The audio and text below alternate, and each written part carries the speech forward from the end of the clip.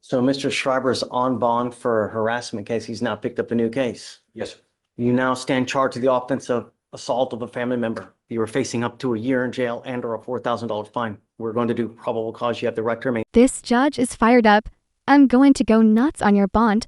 That's not courtroom language you hear every day. What do you think is the judge being fair? Or is this over the top? Let me know in the comments. Silent. Anything you say can or will be used against you. You have the right to have an attorney present. If you cannot afford one will be appointed to you, sir. On January 31st, 2025 in Harris County, Texas, officers responded to a family disturbance call. Upon arrival, officer met with the complaining witness, who stated that she and the defendant are married. Complaining witness stated that the defendant had arrived home drunk and that she hid alcohol from him, leading to an argument. The complaining witness stated that the defendant then grabbed her by her hair and pulled, causing pain. Is this the same complaining witness in the harassment case? No, Judge, this is going to be the defendant's wife. I've since spoken to her today in the back in the witness room. Who is the So complaining my witness in the understanding is harassment? that in the harassment, it's a neighbor, and then we now have the wife as the complainant. Judge, if I may, then you may remember the old case. It involved a family that lived about 8/10 of a mile away and involved a dirt I bike. don't remember anything. And as a practical matter, no, it isn't a neighbor. It's a person who lives in the area. They don't, live next to each other. After this incident happened with the harassment case and his wife is here in court, Mr. Schreiber's now enrolled to go to a facility called Mallard Lake. It's a rehabilitation facility that addresses alcohol problems. He's going to be enrolling on Sunday. And they've sent the enrollment paperwork to my office yesterday. So now he's going to rehab. Look, rehab can be a positive step, but here's the catch. When you're already on bond and pick up another case, the court starts questioning your timing, not just your intentions. We are hoping that we can reset these cases to allow him to attend that. That is an inpatient program. We don't know how long he will be there, but I would anticipate it's going to be not less than 14 days. But of course, it's one of those things they'll judge his success as he goes. I am all for it. But you picked up a new case while you're on bond. I'm not going to let you go. I'm not going to give you any preferential treatment. You have to abide by all the rules, regulations as well. And when you pick up a new case, there are consequences. You're old enough to know that. When you have actions, you take the wrong action. There are no mistakes in life. There are actions. And when you take the wrong actions, there's serious consequences. I'm now revoking your bond in the harassment case. You're staying with me. Now, hold on. I'm not done with you. I'm also ordering you now not to consume alcohol, illegal drugs, and I'm going to put a monitor on your ankle so I know that you're not consuming.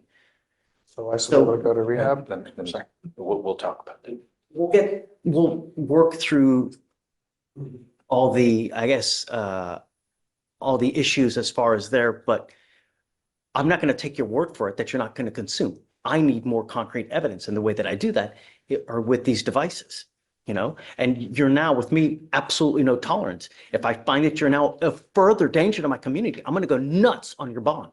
Do you understand?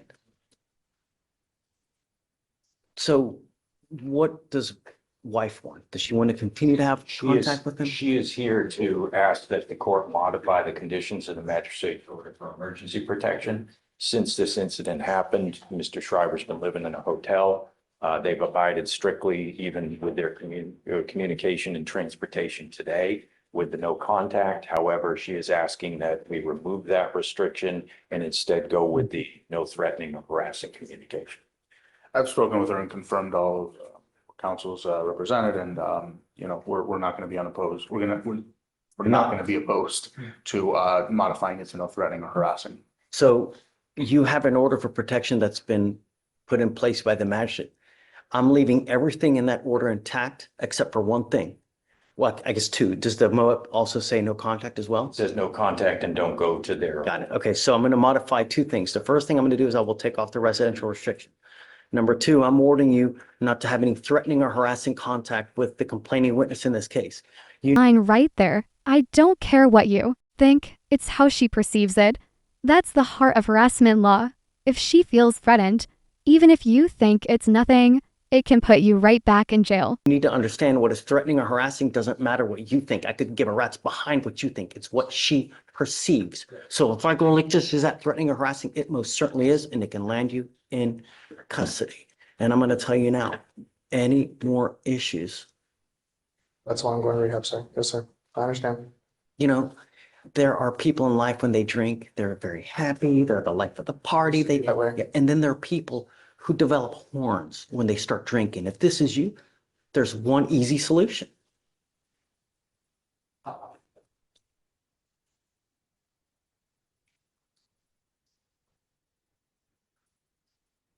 So what we'll do is I'll put the monitor on him. I'll waive the fee.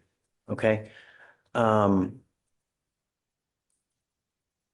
guess, correct. No alcohol, no drugs, random testing, no weapons, no threatening or harassing contact with the complaining witness, the scram monitor, waive the fees.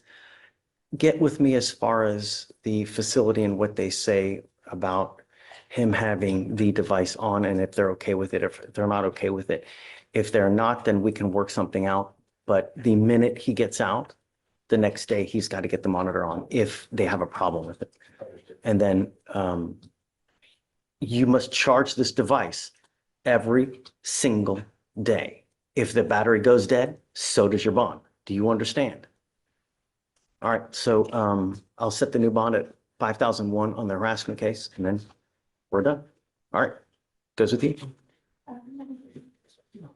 Okay, Mr. Downey, so just We'll get a reset, maybe 45 days out, should give us enough time. do that. I need proof though. Like, you could get me proof that he's actually enrolled and how long he's going to be there. On the harassment case, he's going to make bond. They'll give you a 7-day setting on that afterwards. Feel free to get with Victoria so that way you can match up the date after you get the new date, and then I have the paperwork. How do you want me to get that to the court on the, if you want to email it to us, it's okay. Email, okay, probably the easiest. That way you don't have to come in and waste time. no problem. Yeah, I will get it to you right now. And then just one more thing, always just CC Sebastian. That way they always have it as well. No problem. Okay, all right, guys.